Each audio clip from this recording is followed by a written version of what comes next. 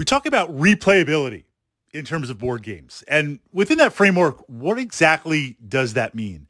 Now, if we're going to invest in a title, if we're going to invest in some expansions, if we're going to invest in some X packs, I want a game that not only am I going to be able to play through a set story, but there's going to be enough variables. This idea, the first couple of plays, 5, 6, 7 plays, everything is new. You're completing the campaign, you're discovering monsters, you're making your way through the dungeon if it's a dungeon crawler. And then after you've kind of seen that overall story, well, now the replayability kind of shifts towards different monsters to fight, different adventure paths that might not be as optimal, different builds. So even though I know what's going to happen, I know the tactica, we're exploring different points. And then we get into replayability where maybe I try some different character classes or different factions, depending on the type of game that it is. I know the story, I know the encounters, and now I try different ways to approach it. This is why, on a side note, the first thing that I look for in terms of replayability and expansion in a game is how many characters, how many factions, how many units are available.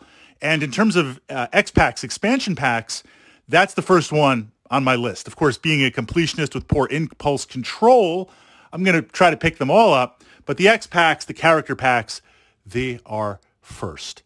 So with replayability, in exploring this idea, one of the ways that it's also layered in is the AI, the mechanics of the game. Some monsters in a dungeon crawl are very simple. They just kind of move forward and attack. Are they under human control or AI control or app control or a deck of cards that simulates some AI? Dark Souls, the board game, does this very well. So from that perspective, even though I reach a point where I know the campaign, I know the characters, I know the encounter, things play out and fight differently.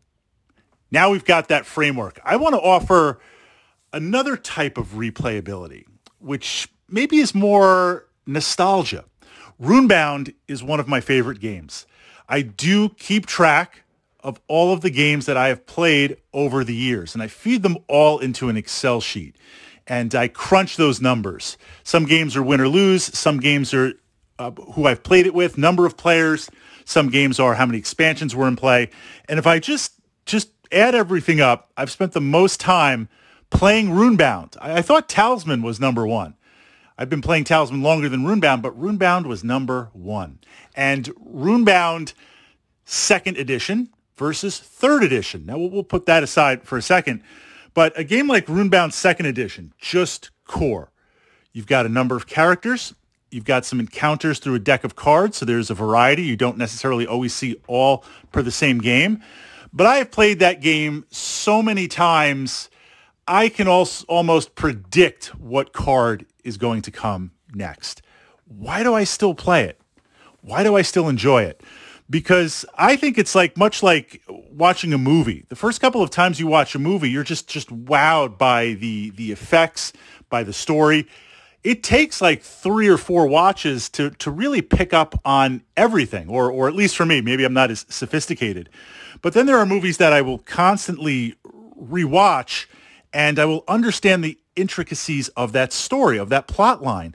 Same thing now, Runebound 2nd edition, of course, or board games might not be as complex, but I'm more aware of the story going on with Runebound 2nd edition and how that plays through. I get to, as I play the game, kind of step back and see how that evolves.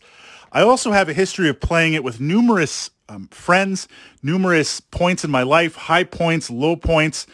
There's almost like this comfort feeling where even though I know exactly what's going to happen, being able to play through it, being able to explore it, all those memories are built in there.